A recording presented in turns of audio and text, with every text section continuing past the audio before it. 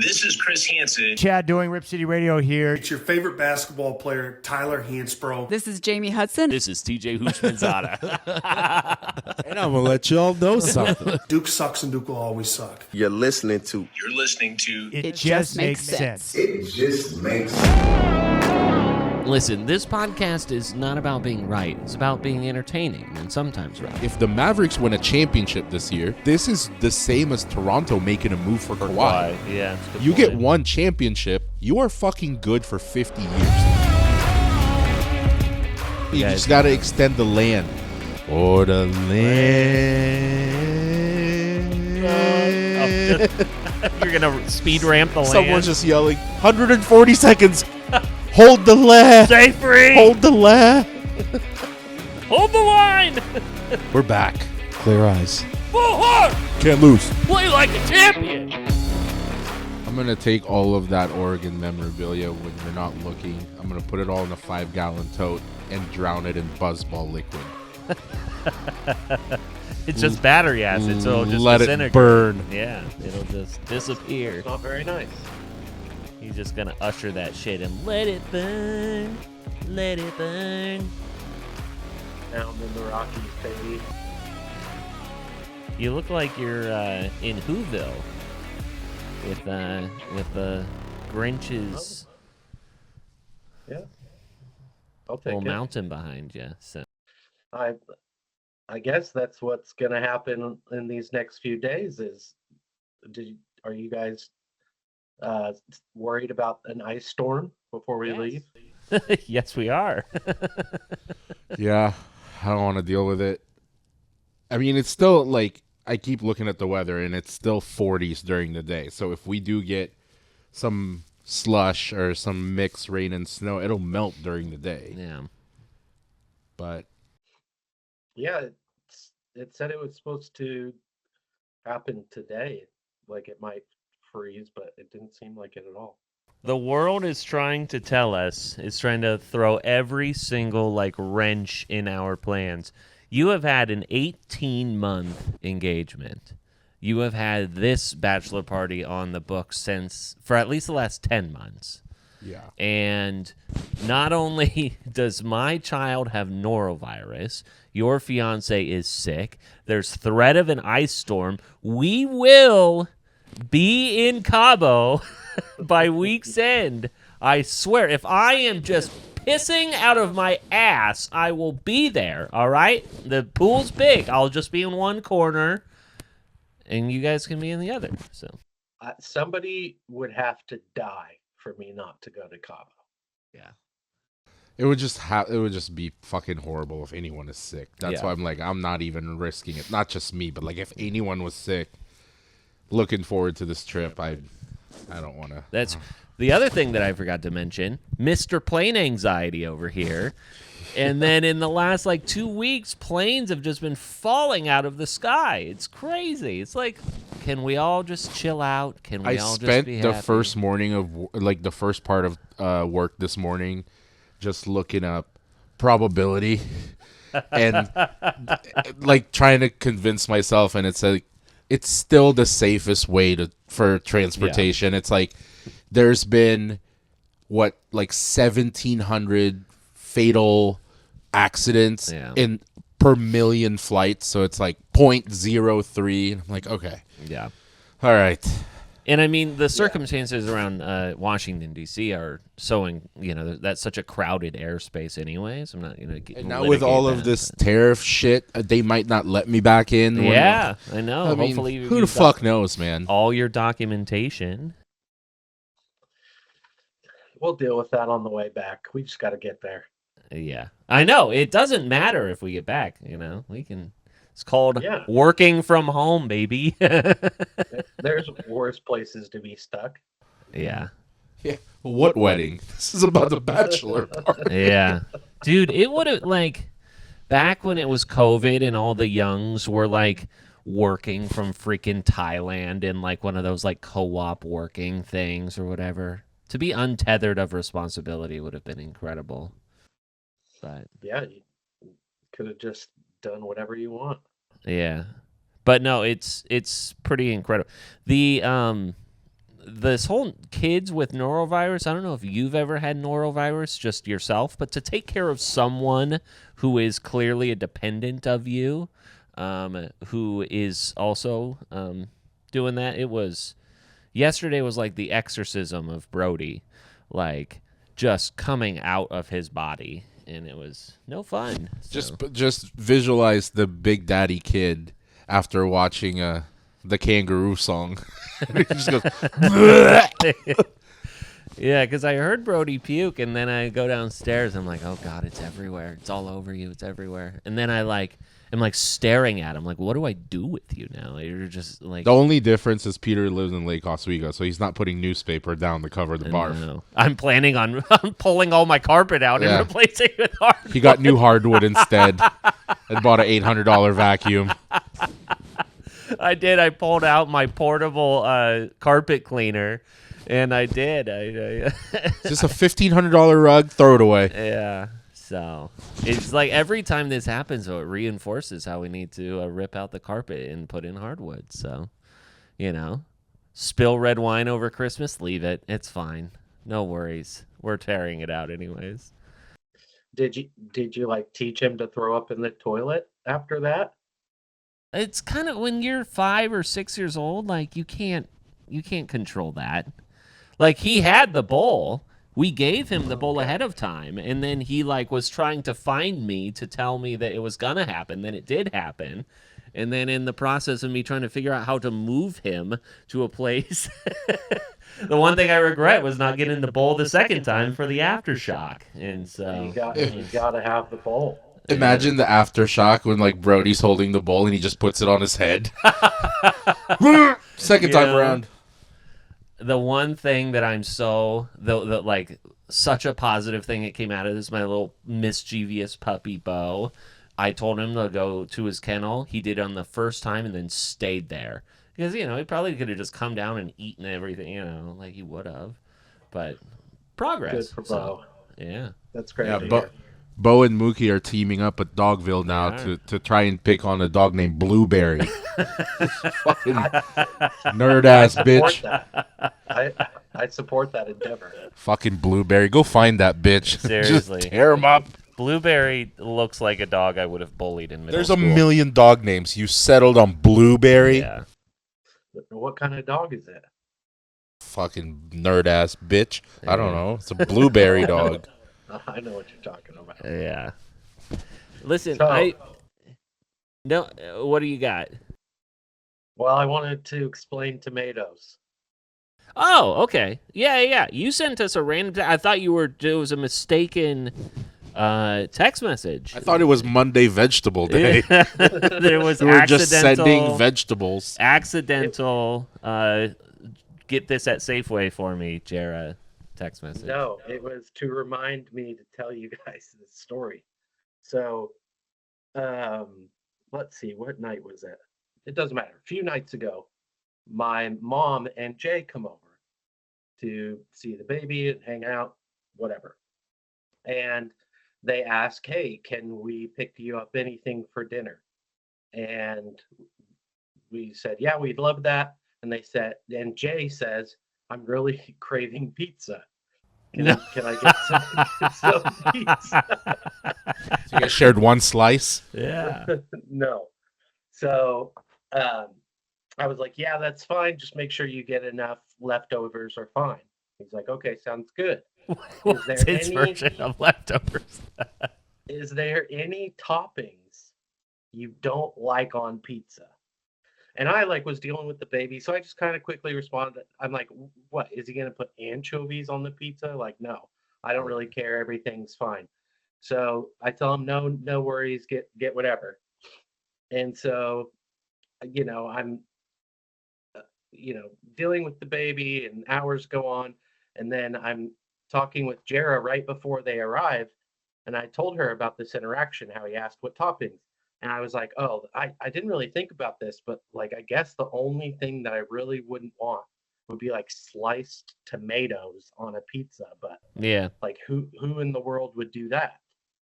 Who? And Oops. And he walks in and he has 2 pizzas, thank God. And he opens one and it's just covered in raw tomatoes. I guess that's an Abby's thing. And it was disgusting. And then the second choice he was like, "Oh yeah, I thought you'd like this." It was a Philly cheesesteak pizza. Oh my God. No. But it's like hamburger pizza or like cheesesteak pizza. No, just leave it to be that. Get a pizza, you know? Yeah, I guess I'm more of just like a classic pizza person. Like I just want pepperoni or supreme or whatever. A pizza person. To be fair, it's easy if you don't like tomatoes. It's easier to peel off whole tomatoes than like diced, because diced tomatoes would be like, that'd be a nightmare to pick off. But like sliced tomato is a nightmare of mine. Absolutely. Why would you do that? On a pizza, is that normal? Have you guys ever seen that before? I've seen it. It's the worst because then you take it and then you take the gooey part and then it gets warm. I love tomatoes, but not on pizza. I like it. Yeah, and all the residue it leaves behind, it's like all wet. Gets all soggy. Who wants that? No. Yeah. I mean, this is your fault. Yeah. You should have known. You know Jay better than anyone. Exactly what you want. And you know what? You're absolutely right. And I learned from this, but I just thought it was incredible. Literally 5 minutes before they got there, I'm like, oh yeah, I guess the only thing I wouldn't want is raw tomatoes. And sure enough, raw tomatoes walks in the door. He seems like the type of guy you cannot assume. Right. He'll surprise you every time. He seems to be the guy who, if he can find a way to mess it up, whether it's intentional or not, he will. Well, and it's never intentional, and he always has like the best interest at heart, which like pisses you off even more. Darn it, that was nice, but golly. We'll bring you guys some clam chowder, but it's in the tomato bowl. Yeah, you get a tomato-based chowder. It's not a bread bowl. They had this giant tomato bowl. Yeah. There you go. Yeah, you get the red chowder, too. It's gross. Let's see. I had one of my most awkward exchanges probably of my entire life. And had it not been for the fact I tried something this last week. I told Miguel already. I did like a 48-hour fast just for the hell of it, just to see if I could do it. Turns out it was like after the first day, I was like no more hungrier the second day than I was the first day. So I guess it was kind of fine. So anyways, but the first thing that I did have after my 48-hour fast was indeed a hazy IPA. Major hazy. Very bad idea. So I was already like very loopy. Peter's trying to get in them swim trunks, baby. Yeah, we gotta He's drop fasting. some LBs there. But I'm at the kids' gym that we had for Brody's birthday party, if you recall. So they sell beer there, and the keg tapped, got blew. So I had to come back and get my beer, and I was like, "Oh, I'll come back in 5 minutes, whatever." And I thought that when I walked up the second time that it was the same woman that had helped me the first time, and so I was just like, "Hey, do you guys retap that hazy?"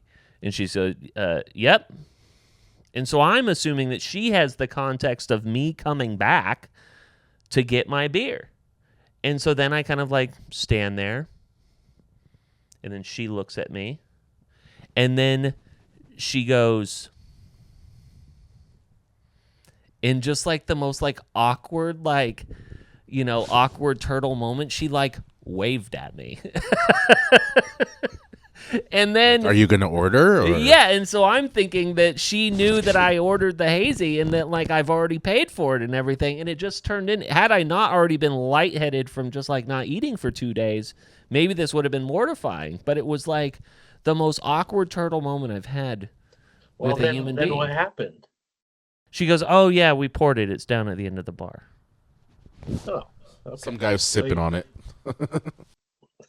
So you had to like explain the whole thing, right? So I had to re-explain my content, like the whole thing with the like us staring at each other. It was literally 5 seconds of looking at each other, and then she finally waves at me like we haven't already exchanged pleasantries. Were you gonna kiss? No, it was not. There was no sure? sexual tension. There was not. Okay. There was no sexual tension. You didn't say, "It's always been you." You know it's always Yeah. It's always Is this been our you. meet cute? Yeah. Is this how it starts? Yeah. Yeah, I love that for you. Yeah. Braxton is a big musical guy. Did you watch the Grammys last night? You know, I didn't watch the Grammys, but I did watch the highlights and all the musical performances today. Like, I have not You been. saw Kanye's wife Oh my basically God. butt-ass naked on him the just, red like, carpet. human trafficking that woman. Oh my gosh! Like, I felt. And so apparently bad for they her. kicked Kanye out He wasn't invited because he wasn't invited. Yeah. He just walked the red carpet. They booted him out. Yeah. I mean, loved the dress. She looked incredible. She was wearing pantyhose as a dress. Yeah, it was impressive, It was. but also somewhat sad. I don't know if it's just like a new age of music or I've gotten to the age, but like I watched the entirety. We had recorded it, so we were able to fast forward through the commercial. I watched the entirety of the Grammys last night. How'd your wife feel about Taylor Swift awarding Beyonce the album of the year? Lindsay had some feelings about Taylor Swift not winning anything this year. But I mean, gosh, when you got Sabrina Carpenter and you've got Kendrick and you've got Beyonce, and the fact that Jay-Z last year was like, how come you guys have never given my wife album of the year during his lifetime achievement award? Then there's Taylor Swift giving her the album of the year. That's the thing, though. It's bullshit. I haven't really been big into music lately, but has Beyonce deserved album of the year other years? Absolutely. Yeah. This wasn't the album for it. No, This it was wasn't. not the album for her to get it. And if anything, it's not like I'm a huge Taylor Swift fan. She has completely blown everyone out of the water. Yeah. Fucking just boomed this year and last. She should have gotten it, but it's not Cowboy Carter. No. It is not Cowboy Carter at all. But and the fact that Kendrick got both record and song of the year, which was great, and now he's gonna go do the Super Bowl, which is a pretty incredible FU to Drake, which I thought. And right as he accepted song, or whichever one, it was either song or album, he hit him with the A minor. It's probably A minor, and then he like walked up and said his first words. It was like impeccable timing. I loved it so much. The lesson you take from Kendrick winning a lot last night is you get awarded for being an absolute fucking hater. Yeah. That's what it is. He just became a hater in the last 5 months, and he got awarded for it. Sabrina Carpenter was great. Billie Eilish was great. Kind of felt bad for your boy Shaboozy, Braxton. They were doing all like the new artists, and like he sound like it was cool. He got to perform, but like he was not as good as the other. Oh, because I remember when you got blacked out drunk for your birthday, and we were driving from Clyde's to the thing. You were like, "Put on Shaboozy." That's your boy, dude. We listened to it 3 times on the way. Yes, we listened to it 3 times on the way from Clyde's to fucking Ron. You Tom's. speak nothing but the truth when you're blacked out, and you're a Shaboozy guy, bro. So pour me up a dough shot. Jeez, I hate that song. Windows down, yeah. Wow. You don't even. All right, that's great. You're a Shaboozy guy. You Accept are. it. Love that. That's funny. Every time I hear that song, I think of you, and to find out now that you hate it is hilarious. I literally, I complain to Jara all the time how my like DJ on Spotify force feeds me that song. Mm-hmm. I wonder why. Because the amount of times that you don't know that you have drunkenly played that, you should go back. It was probably on your Spotify Wrapped. You probably listened to it. It's all 5 of them. Yeah, It's all 5. My guy Shabooz. Yeah, you're a guy. But all right. Yeah, I had no idea that you had that hatred. I mean, it's a good song. I just didn't like how Spotify was force feeding me it. Got you. I don't Well, now you know.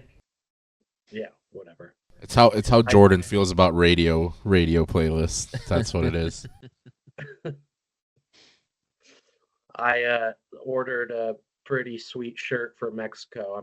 I'm excited to wear it in the hot sun. I've also done some shopping. It's been great. Speaking of which, I have not had, obviously with like my size, I don't usually luck out with like buying Amazon shit. Sure. I'm like, I'm going to order some plain shirts, maybe a pair of shorts and like, bootleg Berkeys. And they showed up the other night. They showed up on Saturday. And every single one fit. That's I'm incredible. like, holy shit. Even, like, especially the shorts. I was like, I don't know about this. I might Yeah. have to return this tomorrow. It's tough. Yeah. Everything fit. I'm happy. Wow. We're going to look so cute, guys. Got to make it there first. 3 more days. We'll get there. We're already there. Consider it done. Yeah. If they fucking cancel this flight, we're chartering a PJ. Yeah, that's true. Do you think that we've got the bodies? Jesse has We to got the pay numbers. for it. Right. He wants the points, right? So then you give it to Jesse. Jesse does the points, and you never pay Jesse. Hey, Jesse, you get $32,000. $32,000. Is it times 5 for travel? It's 150,000 points. You want it. You want it. Right, it's 5x on travel. Yeah. So sign up for the Amalfi Jets black card or whatever, you'll be fine. But Sounds like a plan. we're not going to talk about Super Bowl yet. We're going to talk about what the hell has happened in the NBA. The NBA has been tipped on its head the last couple of days, where you have it starts off Saturday night, where Luka gets traded for AD, and I text you guys, and I was a couple of margaritas deep at that point, and I'm just kind of like seeing this, and I'm trying to verify it, but like I deleted Twitter off of my phone, and then I'm like messaging like some of my like old work friends saying like, is this real? And that's how crazy it was. I was with Mark Cuban. I was at Cubes. What the fuck, dude? Yeah, it was incredible. A surprise to him, I'm sure. Did you know that? So before we dive into that trade, so the Nico Harrison, the GM of Dallas, who made that happen. Yeah. Do you know that he was the one responsible for not getting the Nike contract? He was the one who put together the pitch, or fucked up the pitch for Steph Curry to be part of Nike. That was his previous job. This guy is just, and I don't necessarily want to take the stance of like he's failing everywhere, because I don't know how I feel about this trade. Yeah. I think it's easy to look at on surface level the positive of this trade going, where you're getting an Anthony Davis who you could say is on the downhill part of his career. Always hurt, right? Always hurt. But you're getting a younger, technically could be the face of the franchise. Because I get the planning for Rob Pelinka's side is like, it's not going to be, LeBron has a couple more years left. So it's got to be somebody that could be like a Jason Tatum or a Shea, Gilgeous Alexander, any of those types of players. But Luka doesn't play any fucking defense. I mean, you're getting essentially another Damian Lillard for Portland. I don't know if that's the answer. So I don't know how I feel about this trade. But because it's not like you can say that with Dallas having Clay, Kyrie, and AD that they're just going to tank it. They're not. That's a pretty good fucking team. Mm-hmm. How will Luka and LeBron play together? I don't fucking know. But I just think it's funny that guy is kind of missing the target. Yeah, and then he also oversaw Jalen Brunson walking, trading away Kristaps Porzingis as well, and then it's just like this feels like another like what? Especially when it comes down to like they kept Jason Kidd out of the loop until the 11th hour. They kept everyone. It was just a Rob Pelinka and Nico Harrison type of a deal, and then you don't shop Luka at all. You don't do your best and final when you're trying to sell a house. Like if I'm trying to sell my house, I'm not just going to take my first offer and take something that's even off listing. I'm going and getting 9 offers and taking the best one. Like what are you doing? However, that guy, Nico Harrison, could have easily been looked at as a fucking hero, because yes, they didn't shop him around, but they did talk to 2 other teams. One of those teams being Milwaukee. For Giannis. Because if he would have gotten Giannis, we would not be talking about him the way we are now. True. You would have been like, holy shit, Giannis to Dallas? That's huge. He's not old. Giannis to Dallas would have been insane, but Right. except, Milwaukee's like, yeah, you're out of your fucking mind, dude. Yeah, you get a pick, you do some like player swaps here, and then you get a guy who is notoriously hurt, who did win a championship, but that's because he had 2 months to recover during COVID. And again, like you said, he's 7 years older and is Mr. Injured load management. And like Luka's not without his own stuff either. Like, I mean, Luka, the demise of this whole thing was like Luka's 260 pounds, and there's a rift between this whole thing. And, Nico Harrison says we wanted to get out ahead of this because we weren't sure that he wanted to sign a supermax. So then they just go, okay, we're going to shop. I think that it's like the way that this went down just kind of comes to like you did this in the shadows, and everyone's looking at you like, bro. They really fucked him out of that money, though. Yeah, it did. It did. It cost him $116 million in a year of contracts. So for Luka to not sign that supermax, so he's no longer eligible for that. Braxton, your thoughts? Well, do you guys think that there's anything more to this? Because I think, I think as time goes on, there's going to be more that comes out, more conversations behind this. Because I think everybody saw this trade as a surprise. It sounds like a lot of people who should have been in the loop aren't in the loop. Do you think that there's kind of more to this? Because surface level, it does seem like Dallas is giving up a lot more, essentially a top 5, possibly top 3 player for maybe a top 20 player. And again, you mentioned the age difference. Luka, you can take and make him kind of the star of the franchise and grow with him over the next 10, maybe 15 years. Whereas with AD, you don't have that same kind of timeline. So I don't know. It seems like is he putting himself in good graces with the Pelinkas? Is there like some kind of, I don't know. It just doesn't seem up to snuff. Like you feel like it's a long play for something? Yeah, I don't know. I don't know what that could be or if we could foresee that, but it just doesn't seem like that. Doesn't look like a very even trade in my eyes. Obviously, I'm not very educated. But. Yeah, this is how I see it. I see it as there was a relationship between player and front office deteriorating for whatever reason. I think that Luka being injured and gaining weight did not necessarily work for the Dallas Mavericks. And I think even Nico Harrison said it when he took like 3 questions, not very many, was just talking about cultural fits. And I think that like when you come down to it, you just go, okay, like if we think you're going to walk in a year and leave that supermax on the table and know that like, the market is eventually going to grow even greater and you'll make some of that money back up. I just think they go, well, rather than getting nothing, let's go and get something. And we already kind of are reading these tea leaves. That's honestly what I think it is. The crazy part about it, though, just comes back to why not go and solicit offers for literally everyone, from everyone, because everyone would give you an offer. Yeah. Just not gave everyone, the though, 'cause Lakers a generational player. What this shows you, too, is there's some untouchable players in the league. Milwaukee will go tell you to go fucking kick rocks trying to get Giannis. There's probably certain other, like, Celtics will tell you to kick rocks for Tatum. Same thing with Oklahoma City. They're not going to trade Shea. Like, or any of those types of players, So, I don't know. I don't see that being off.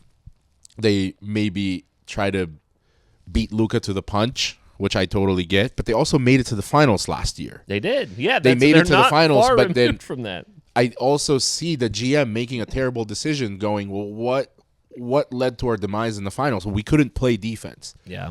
What led to Boston finally winning a championship? Well, they added a fucking defender in Drew Holiday. Yeah. But what you did is you didn't add a Drew Holiday. You added an Anthony Davis, who is an incredible defender, but he's not always available. Yeah.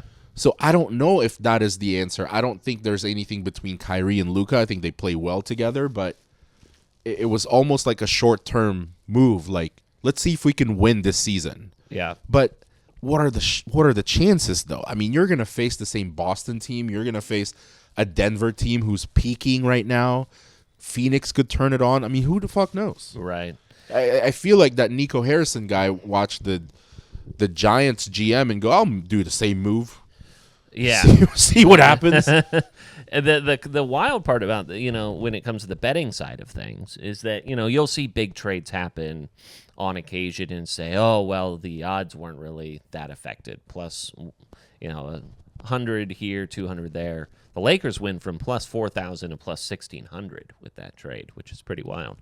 But then you lose. Like, I don't understand that though, because you just lost a defender in the paint. Now, if the Lakers had picked up like a Robert Williams or a Valanciunas or somebody to clog the paint to replace AD, then I get the addition of Luka. But you lost a pretty big piece. Yeah. I honestly think that that amount of movement is just to attract bets. I don't necessarily agree with that level of change there, but I think it's just to get some action on there. But then you've got Stephen A. and who was it? Charles Barkley both coming out early in the week and saying, Charles Barkley, this is one of the best teams for the Mavericks, one of the best teams in the NBA. Stephen A. saying that the Mavericks were going to win the West now. It's like, okay, I know what you're trying to do here. I don't know if you're full of shit or not. It feels like it. Looking at this, both rosters, I would say the Mavericks look better than LA right now. Yeah. I mean, because this is all is based on or relying on AD being there. But if he's not hurt, you're talking about him and Kyrie and then Clay and all of their pieces. You can't tell me they're not one of the best teams right now. Unless KD gets hurt or AD gets hurt. Yeah, and I agree. I think you kind of mentioned this, Miguel, but for the Mavericks, this looks great right now as long as everybody can stay healthy. But for the Lakers, I think they understand that this is an immediate piece. Like they're obviously going to be better, I think, and might win more games, make the playoffs, whatever. But this is definitely a long-term play for them, because if they handle this correctly, they can build around Luka, like I said, for the next 10 years at least. Yeah, and so maybe it's not this year. Maybe this is 2 years from now. Obviously, there's a few days before the trade deadline in the NBA, so maybe they can make another move. This could easily work out for both teams because it's a long play for LA. It's a long play where you can build around Luka, but if the Mavericks win a championship this year, this is the same as Toronto making a move for Kawhi. Yeah, that's a good You point. get one championship, you are fucking good for 50 years, dude. Like, you are good. So you get a championship out of KD, or I keep saying KD, out of Anthony Davis, and then he gets hurt after, fine. Whatever. You get us a championship, we're good. Once, yep. Just do it. Get that one. That would be...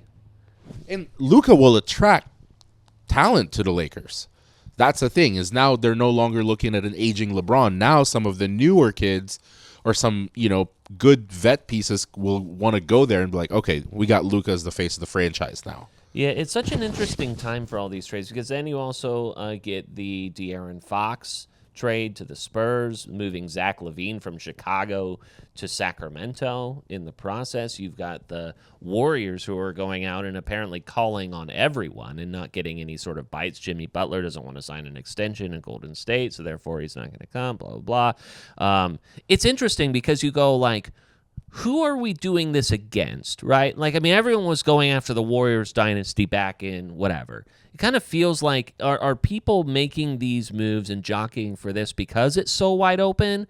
Or are we just all kind of grasping at straws? Or are we all chasing, quote unquote, are all chasing Boston at this point? I'm trying to figure out why there's so much top level movement this year when you obviously hear about all these trades as speculation and then they just never materialize. It's hitting this year.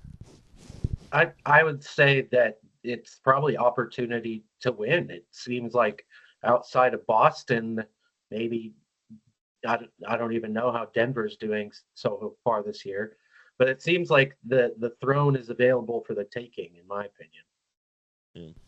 You also can't help that if you're an organization, you have to feel some sort of pressure because you're not just making trades or making moves or picking up free agents to make your team better. You're having to think of all the angles here.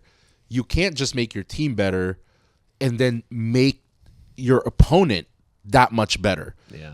You're not looking, if you're in the West, you're not really looking at making Denver, Oklahoma City better just so you can get a piece. Like, these are all huge factors in making this decision. It's like the Giants against the Eagles. You're in the same fucking division and you give up Saquon. Right. Look what the fuck happened. It's the same thing you're looking at in the NBA. Like, you don't with the Warriors, like, yeah, you can add a piece, but you don't want to give up someone that would be a huge addition to this team, and then now you're going to have to fucking deal with them. Yeah.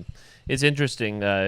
People were trying to put this trade in perspective from like NFL terms, and someone was like, "This is like if you were to trade Jamar Chase for Mike Evans in a late round pick," which I thought was an interesting comparison. If you were to do that, you've got an old guy who has produced, but you're going to get a couple years out of him for someone who is very much in the peak of their career. But I saw one that was like Joe Burrow right when he went to the Super Bowl for Matthew Stafford. Oh, sure. I think it's interesting when you have like biggest trades in sports history. You've got obviously like the Herschel Walker deal, right, which was to the Vikings when he was on the Cowboys. 18 players moved in that deal. That was crazy. You had the trade. I mean, in the NHL, you have the trade with Wayne Gretzky to the Kings. That was, known literally as the trade, as like kind of shock factor. Other like big things, we were just like, what the hell is happening? You had the Bears trade with the Panthers recently to get what's his bucket, to get the number all right. It was the DJ Caleb Moore. Williams. Yeah, exactly. Sorry, thank you. And then you had like the RG3 trade in the year of Andrew Luck, where the Redskins went off and traded with the Rams to get the number 2 pick. They gave up all of these guys. Anyways, just like was off the top of the dome and a little bit of research, like things that came to my mind is There's like, been big, whoa, trade. There's been big movements in the NBA, like, LeBron going to Miami and doing the whole announcement. Going back to Cleveland. You going back to Cleveland, winning it, like, and then picking up like LeBron going to the Lakers. But trade-wise, Anthony Davis and Luka is the biggest trade in the history of the NBA. Going into All-Star Weekend right before trade deadline, no, it was kept on the down low. Saturday no night. one fucking knew. No one knew about it. Yeah, and it's like when you think that like that person got hacked, like that's how crazy of a deal it was. And I was just so happy to not have to deal with it. Like, how incredible was it on a Saturday night that I didn't have to go, what? How does this affect the Trailblazers? Like bullshit. As we all know, Woj has retired. Do you think he knew? And he just was like, I don't have to say a thing. I'm keeping this for myself. I hope that Rob Pelinka just gave like a courtesy call. Be like, brother, happy retirement. This about to go down. Nobody knows about it, but I'm doing this for you. I'm going to give you 5 minutes to sit with it, and then I'm calling Shams. Woj seems like the type of guy that would be pissed. Like, why the fuck would you tell me that? What if he tweeted it? What if he was the one to break it? That would be an all-time I'm F back. you. Yeah.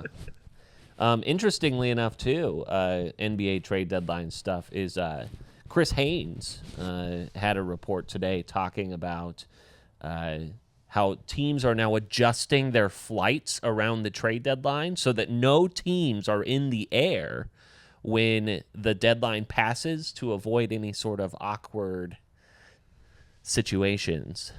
So They'll be asleep in the plane anyway. Yeah. We'll find out when they land. exactly. Let's see, what else do I have on here for the NBA? But yeah, trade deadline coming up on Thursday. I imagine more news will come. The Aaron Fox and Wemby, though, that could be a dangerous combination. That sounds fun. Yeah, That could be a dangerous combination. That's like long-term planning that you're like, hey, cool, good for you guys. Because I stand by saying that the Aaron Fox is not the guy. But you pair him with Wemby, who's the face of the Spurs, I think that's a pretty good mix. Yeah. Yeah, he's a great Robin to the Batman for sure. Staying with basketball, we broke the curse here at at my household. I don't want to throw out my name like that. Where the Blue Dew Devils put a beat down on the Tar Heels this weekend. Curse broken. So We watched it here. Juan came over. We watched it here. He just, as soon as it was over, he left. So What'd you eat? we didn't eat anything. No, we didn't eat anything. We just, literally sat in the garage and I watched ordered it, some stuff on Amazon. made sure they were up by 30, and we were good. Yeah. I mean, when you think about Duke and how they ended up winning that game, was just like they smothered North Carolina on defense to start that game. It was incredible. I mean, like, then they hit their shots on the other end. Yeah, what a great wedding present. Like a cool 6 banner this year would be fucking incredible. It's looking likely. Well, Ohio State won already this year, right? That's not my team though. No, I know. But remember, yeah, the that's right. correlation That's between the right. last time Ohio State won a championship is when Duke last won their championship. I thought you were about to say I'm flying too close to the sun. I'm like, no, I'm not. No. I'm just talking about that correlation. The same thing happened with me, having a baby, Yeah, that's right. You're getting married. getting the house, you're getting married. Might be a little too much. Remember, Your it's not personal stuff. It's just sports stuff. I'm not winning in bets. Yeah. Not big, at least. And I didn't win fantasy, so this is my reward. I don't know. Somebody's got to say it. What do you think about Coach Cal's return to Kentucky? I don't know how much of that game that you caught, but obviously there's the highlights of Coach Cal getting booed. There was the pregame where someone was like, "Oh, and Arkansas has been underperforming this year. They were 1-6 in conference play.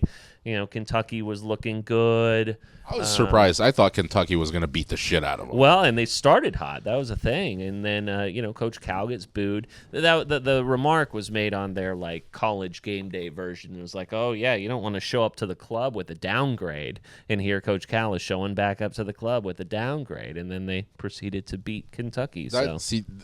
I was really praising Mark Pope leading up to that game. were, and yeah. This is on him. You should have had these guys prepared to face their former coach, but to lose by 10 at home. Yeah.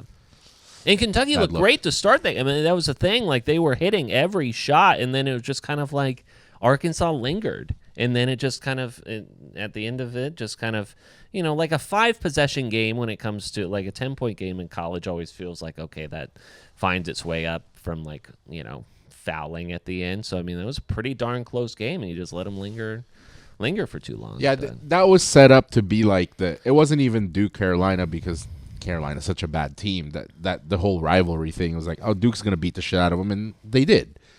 But the Arkansas Kentucky one kind of took the main event of the night, and it ended up not being the main event. What ended up being the main event is Arizona State, Arizona. Yeah, that's right. Another Hurley blow up, baby. I love to see it. Bobby Hurley got so fucking pissed, took off his tie, threw it, and this I love, because anytime a former Carolina guy gets fucking clowned on, it's great. But Caleb Love, he from got Arizona, ejected. he got headbutted by an Arizona State player. They both get ejected. Hurley was just pissed at calls all game. So with 40 seconds left, he sends his entire team to the locker room and said, "We're not shaking hands with these bitches." They left. They so didn't he do any... sends them to the locker room, and the Arizona coach was like, "Oh, okay." Yeah. And Hurley's like, "Yeah, go fuck yourself." Yeah. And he goes, "Let's go." Yeah. No handshake. I love We're it. done. The fucking Hurleys are psychotic motherfuckers, dude. It's so funny. Yeah. It was funny that I saw some clips of the press conference afterwards, and him trying to explain himself. And there's just no logic whatsoever. Just all, It's in vinegar. It was hilarious. You want to walk down a dark alley, you want the goddamn Hurleys with you, because joke, those guys are fucking insane. No joke. Like the night of a purge or something like that, I'm taking the Hurleys with me Taking the Hurleys with me. You know who is taking him with him to Las Vegas? Pete Carroll is reuniting, I guess, like from back in their Pac-12 days. Chip Kelly once took down the Trojans dynasty and is now joining Pete Carroll as the offensive coordinator in Las Vegas. Wins a quick natty with Ohio State, goes back to the NFL. He's a one-and-doner. I'm excited to see it. I don't know if it's going to work, but I'm excited.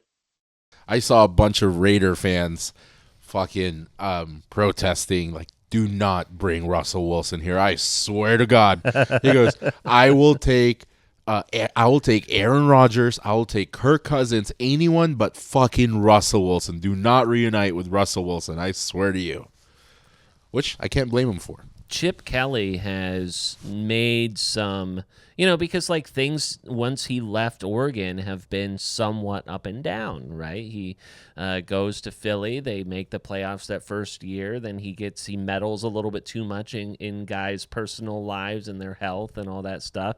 They end up motherfucking him on the back end. Team goes bad. They fire him. He goes to San Francisco. He goes 2-14. Then he gets fired. Then he goes to the UCLA for a while. They do okay, but then he sees the writing on the wall. Hey, we're gonna suck here. I might as well join UCLA as a coordinator. Take a pay cut, a downgrade in job, joining a now co-conference, a rival team in a conference or whatever, and then now is back up in the upper echelons of his career. It's transforming everything. It's a long way of saying he played that right. Yeah, good for him. Yeah. You got to give him credit, though, because he knows, like, he's smart enough to take a step back. Because he knows, like, I think he would agree he's a better coordinator than he is a head coach. The thing with Oregon, his success at Oregon came around the time that USC was facing all those sanctions. Yeah. So you're not having to because they were either going around that time, they were either going to USC or Oregon. Like, I'm talking the big time 5-star athletes. Yeah. So there was no appeal with going to USC. Oregon was getting all of the track stars. Right. Outside of the normal ones, the best players. Yeah, no one could go to Stanford, right? Stanford was good at that time with Jim Harbaugh, but But then he introduces that offense, and it's like, how the fuck do you stop him, dude? Yeah. Like, it's crazy. But he knew that outside of that, you could be an above over 500 team, at least a 500 team as a head coach, but you can see he's a better coordinator. yeah. Oh, I mean, he proved that at Ohio State. And I think that, like, the being in the pros and then just kind of focusing on the offense, he's kind of like found that wheelhouse. Like, I don't have to do this recruiting bullshit. I don't have to worry about the NIL. I can just, like, find what I love. Yeah. So, focusing on football as well. Eric Bienemy, I kind of called this one, possibly. I had linked Eric Bienemy to the Bears as a head coaching candidate, given his relationship to the GM Ryan Poles. Obviously, they go and are able to hire Ben Johnson, but Eric Bienemy is going to be the offensive coordinator for the Bears. How about it? Could be a dangerous combination, too. Ben Johnson and Bienemy. I like that. Not bad at all. Could Not be good bad. for Caleb Williams. Yeah, Prevent I that. agree. It was kind of weird the drop off that Bienemy had once he got that head coaching position or assistant head coach or whatever.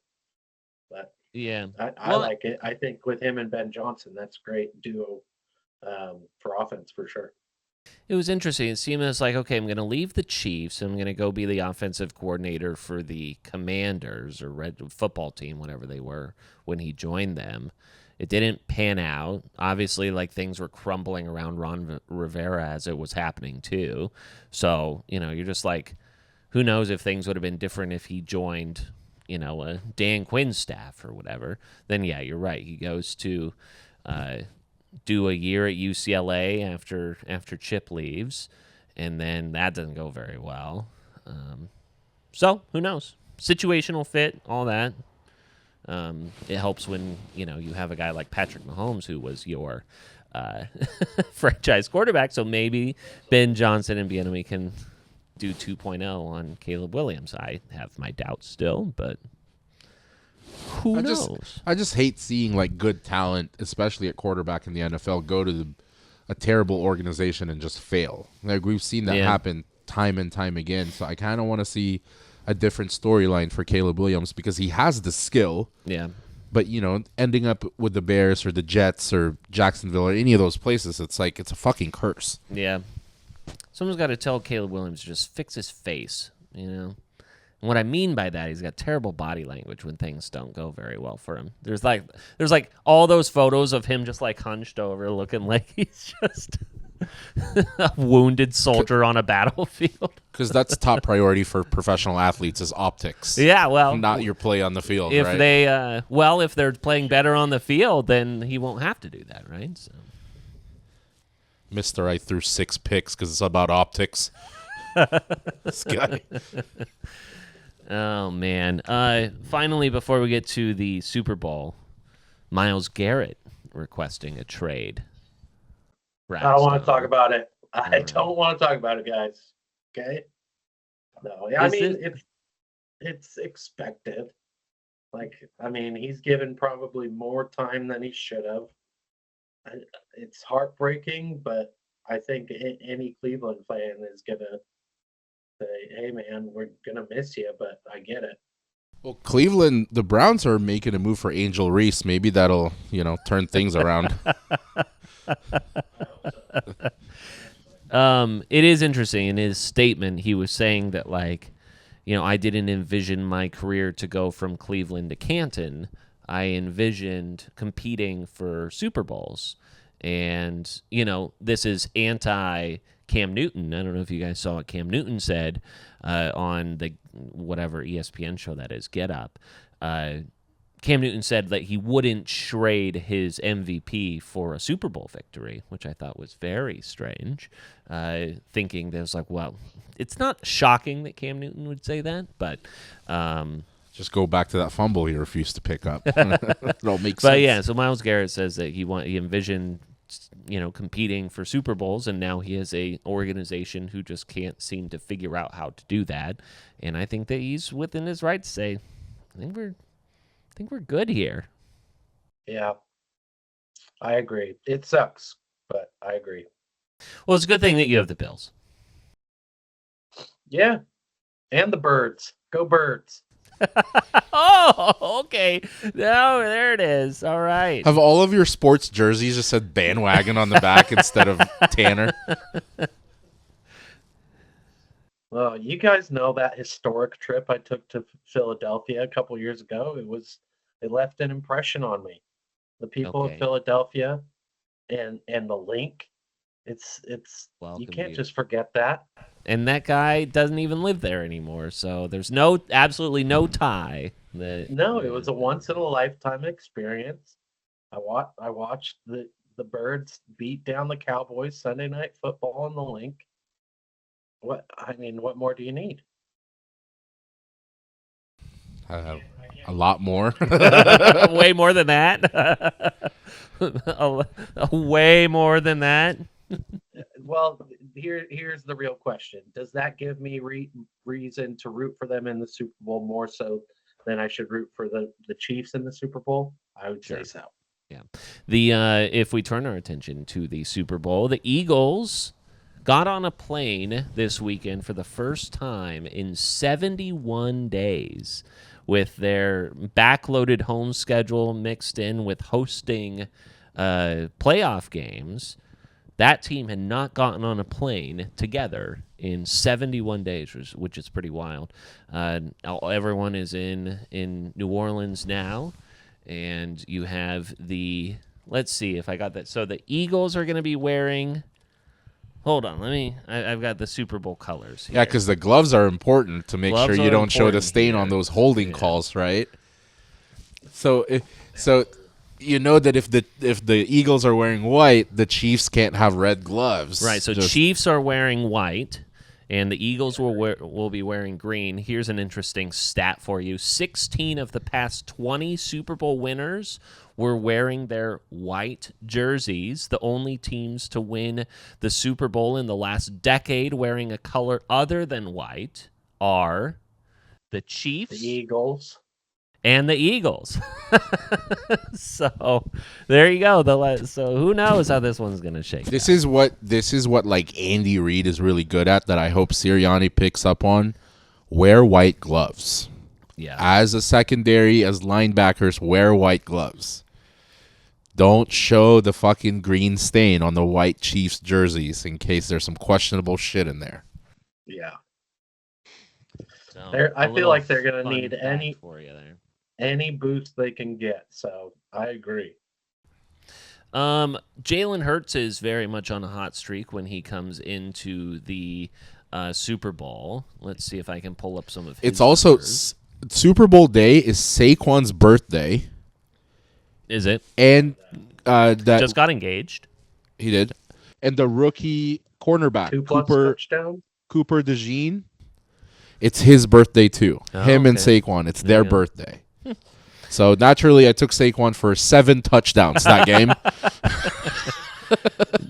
Jalen Hurts since the start of October, 13 wins, 33 touchdowns, 3 turnovers, 0 losses. And then when you look at the comparison between both Jalen Hurts and Patrick Mahomes in the last 3 seasons, you're looking at a nearly identical win-loss record. Your team's like points per game, your completion percentages are right there at around 67%. Mahomes edges out a little bit in yards per game, but that's not shocking based off of their performances. 117 to 43 touchdown to interceptions for Mahomes, 121 to 39 for Hurts. So it's pretty identical for these guys. This is the last 3 seasons. Jalen Hurts a fucking winner. That's what he is. Yeah. He's won everywhere he's gone. I hope he gets one. What other fun facts do I have for you guys when it comes to the Super Bowl here? There's obviously like some like trends about like who gets the college facility versus who gets the stadium facility or like the home team's facility. I don't remember exactly what it is. But there's a trend about like who wins the Super Bowl based off of who gets to practice at what facility, which is a very coincidental. You don't practice poll. at where you're going to play the game, right? That's what I meant. Yeah. So there's like home team facility. So whoever's at like the Saints facility this year versus like LSU. they're at Tulane is where the Chiefs are at this year. So I know that's a whole thing. Someone in the comments can tell us what that is. But No Gatorade. They're going to do hot tea. Just piping hot tea to burn the shit out of Sirianni. Well, it is interesting. That brings me. We can talk about the bets that we all have. We talked about bringing in. We don't have enough time for how many bets. bets I've placed. We'll go high level here. It's interesting. The odds for the Gatorade bath is overwhelmingly right now. Do you know what color? Red. Purple. The Chiefs, the last 2 Super Bowls they've won, have both dumped purple. So at plus 175 for purple once again. Red, I think, was right around plus 500. But I am once again on the heads bandwagon. However, I feel less confident about the heads coin flip than I ever have been. I'm always heads. I'm not feeling great about heads this year. Coin toss is Why is that? tough, I man. don't know. It's just a gut feeling. It's honestly, it's not my favorite novelty bet with the coin toss. My favorite novelty bet is the national anthem. Yeah. I love Quickie Nicky I love the rush ago. on Yeah. watching that and timing it. Who's But- singing it this? Yeah, let's check. I don't even know who's singing it this year. Shaboozy. No. Someone pour me up. Who was it last year? Was it Chris Stapleton? No, Chris Stapleton was the last Philly KC Super Bowl. And he was last year, but he did America the Beautiful, not Oh, the okay. national anthem. They did Chris Stapleton 2 years in a row. I'm pretty sure. Oh, it he was did America the Reba Beautiful. last year. Reba did it last year. This year is actually Jean Baptiste. The wrestler? No, John Baptiste is from Simple. Simple Plan? No, he's the guy. He's in just a part- solo artist. Yes, but he's the music guy with Stephen Colbert. At least he was. Oh, I don't watch Colbert. Yeah, he is this guy. One, if you can see him. You know this guy? John Morant? John. Yeah. Anyways, yeah. So I guess we shall see. I don't know the over under on that one, but he will be. I'll go under. I'll make an executive decision and go under. He's gonna want to get it over with. Over under. Super Bowl singer over under for John Baptiste is 120.5. 2 which minutes? 2 minutes feels too long. I don't know, man. We've hit like 130. The odds for the over are It's minus gotta be- 152. It's got to be better because the last 2 years it's been like 130, 136 seconds. Yeah. Yeah. 2 minutes seems too short. Okay. Couple riffs in there, couple Christina Aguilera riffs, you're going over 120. And what happens when you A couple key changes. Yeah. when you hold that extra note there at the end? hmm Yeah. What other prop You just bets gotta do you guys just gotta have? extend the land. Or the land. You're gonna speed ramp the land. Someone's just yelling, 140 seconds. Hold the land. Stay free. Hold the land. Hold the line. How many E's? How many E's? Hold the line. I just watched Gladiator for the first time. That's what that's from, right? I think so. Yeah, I just kind of said it. But It was from A Knight's Tale. I was probably thinking it was probably from some sort of Civil War movie or whatever, but, you know, heard it so many times. What about your guys' other, like, not prop bets, but, like, novelty bets? Do you guys have anything crazy like that? I haven't placed any novelty bets because I've done mostly quote-unquote real bets. Mm-hmm. You also can't parlay novelty bets. It so is. That is annoying. Clearly, I wish I've that gotten you away could. from that. So if anyone wants to fade our bets here, let's see. I have. Will there be a 2-point conversion attempt at plus 115? That's not so novelty. It's a little bit proppy. I put that's at plus 115. A successful 2-point conversion is at plus 260. So I put money on both of those to hit. So.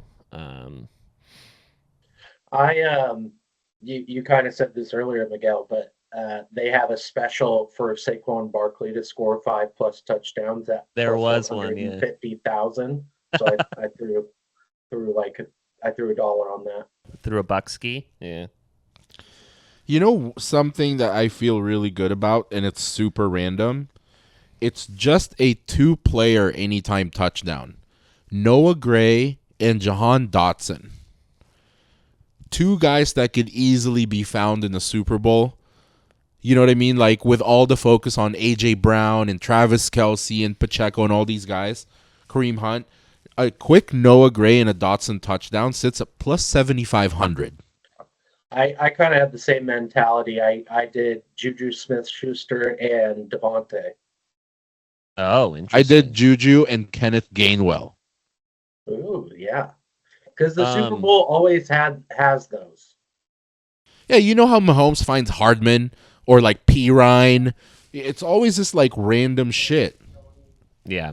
The way that I feel, and if we get out of like the bets for a second and we just talk about like the game itself, I see this game going as the Chiefs will win because they found some random guy. They found someone in their bench, their bullpen to just like break out.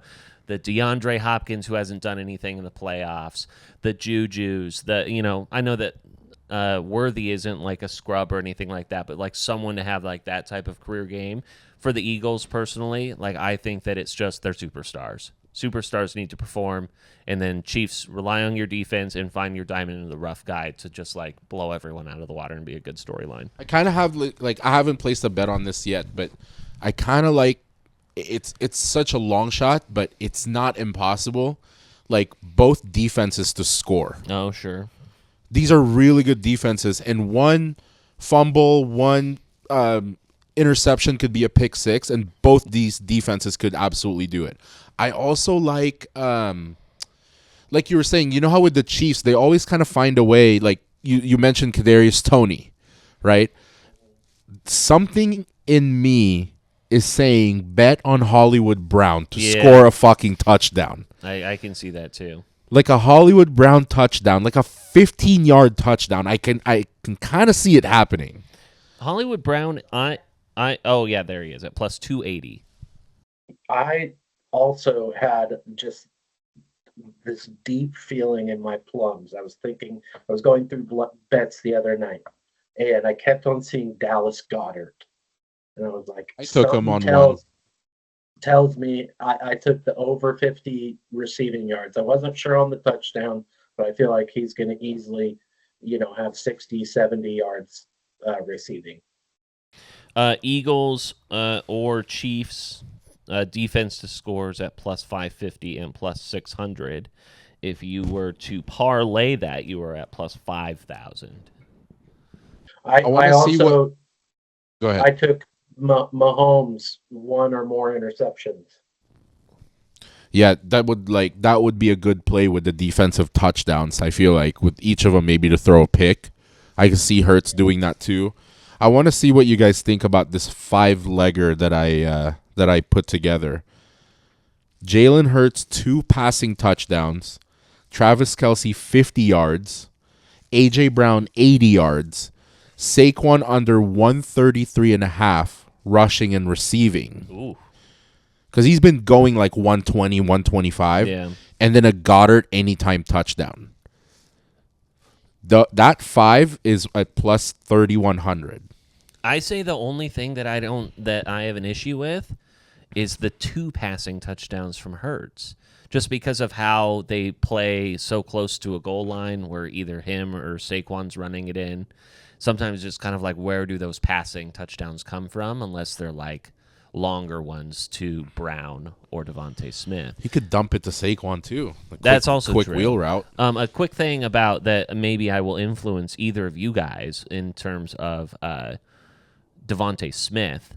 The last 3 times Devontae Smith has gone up against a Steve Spagnuolo defense, he has 7 for 122, 7 for 100, 6 for 99.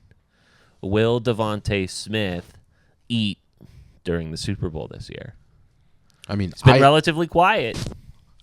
I have placed so many bets that I feel like I have everything covered. Yeah. I'm winning something. It's no matter how much you plan to lose, right? Like what's gonna end up happening is I have about $80 in bets, and I'll win like 110 and be 30 in the green.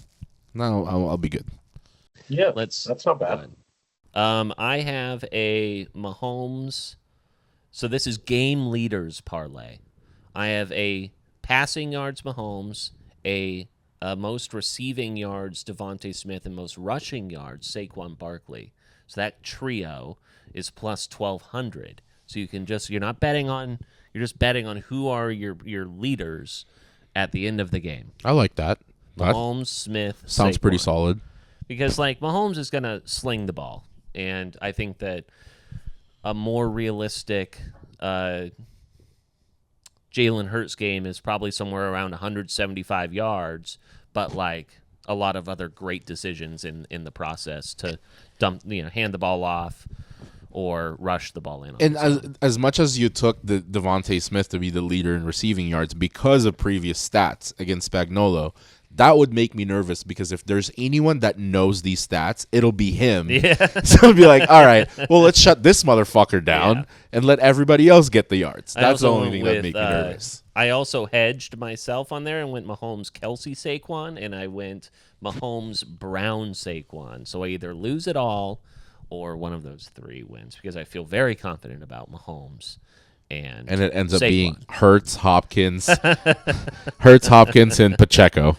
Another prop that I have that I really like is both teams to complete their first pass attempt. That can be sitting at that high odds. It's not. It's at minus 110.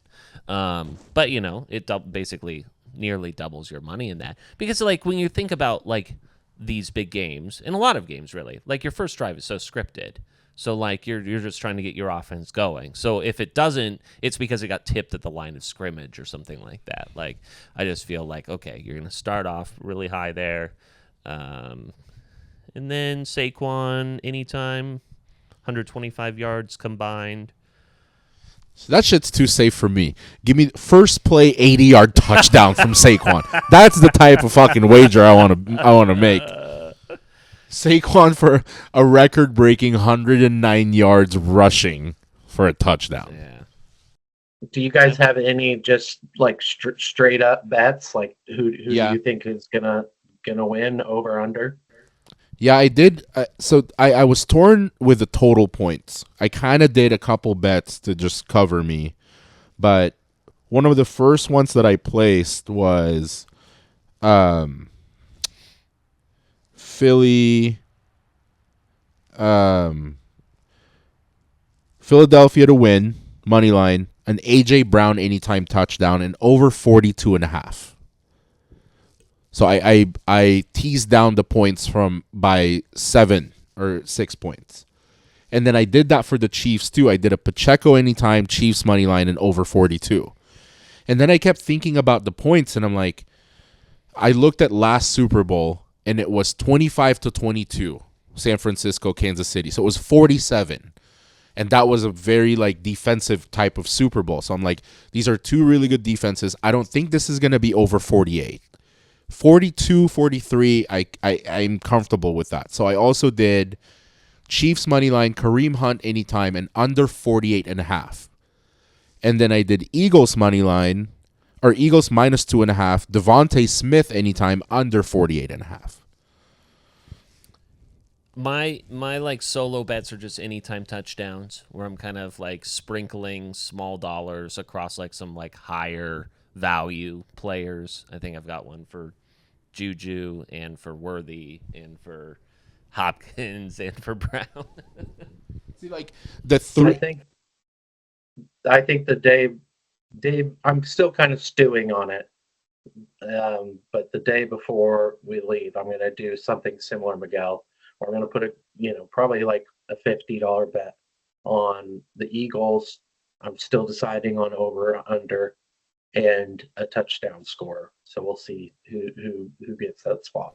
The reason I'm sticking with that is like I like the 3 where you can pick an anytime touchdown, figure out what you want to do with the points, and then pick a winner. Because the last time they played, I did it for both teams, and I was good to win both. So remember 2 years ago, Kelsey scored, Jalen Hurts scored. And it was like wasn't it like 70 points or something like that? And I took over 45. Yeah. So I think I placed like $10 on each bet to win 160.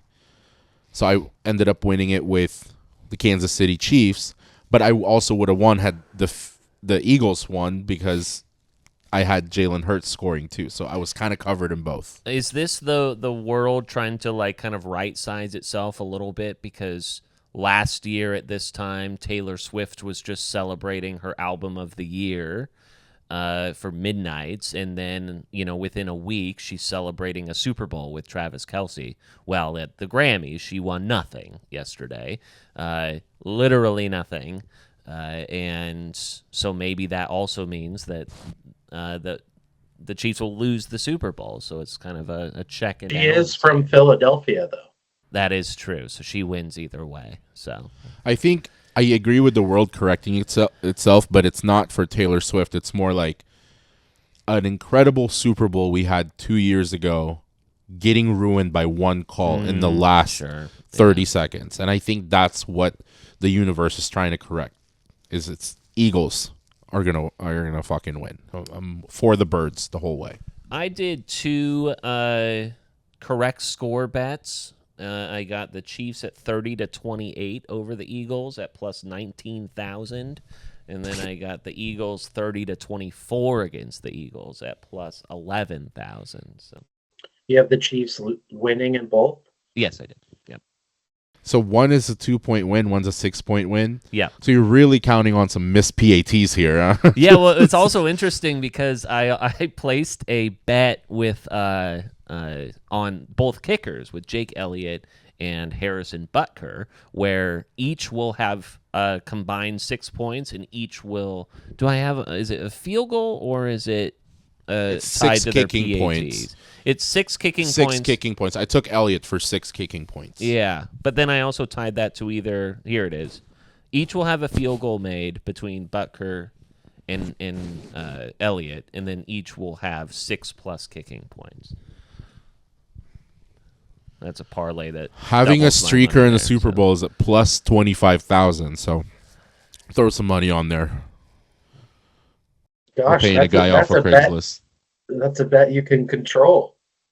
And that's the thing. That's what that idiot did a couple years ago, where like they were trying to not pay him off because he was like rigging the system. You have to do this correctly. You have to have someone adjacent that you know do the thing, and then you go. He still and- got paid, right? No, I think they tried to tell him that he couldn't have it. You can't rig the bet. He rigged the bet. Happens all the time. Give him his fucking money. Yeah. Okay, so we will potentially throw a group bet as well, but we have our prop bets here. We'll do it in Mexican pesos. How about that? We do have someone on standby. Our barber Jesus is willing to play some in-game bets for us should we need it. So, Love that.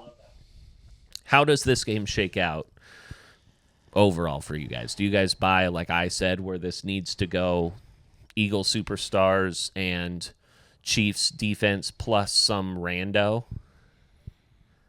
I think that if the Eagles can establish a run game and they can control the ball and the time by running the ball with Saquon and Gainwell and whoever, that's going to be a great way for them to win this game. Wear down that defense, make it, just take that feeling of control overall. I think that's how the Eagles win this game.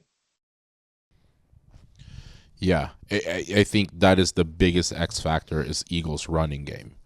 Because both of these teams have incredible defensive secondary.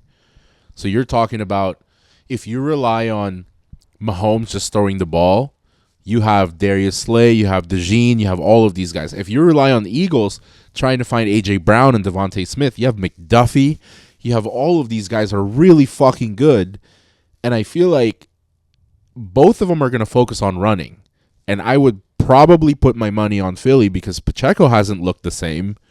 Kareem Hunt's not really the main guy anymore, but and as good as their defensive fronts are, you can tire out Jones and everybody else. If Saquon's running all over you, it'll be really hard for Kansas City to recover. Unless it's just an absolute fucking shootout, which I would love to see. Yeah.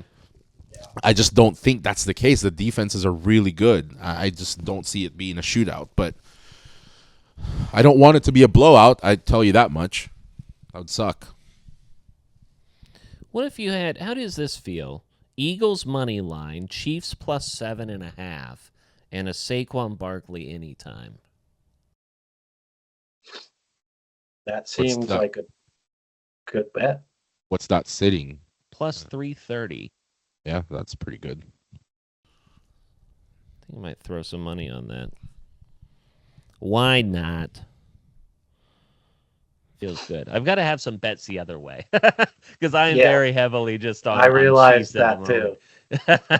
Yeah. I've got to make sure that it's not all for nothing here. Is that like, all right, just in case, small victories.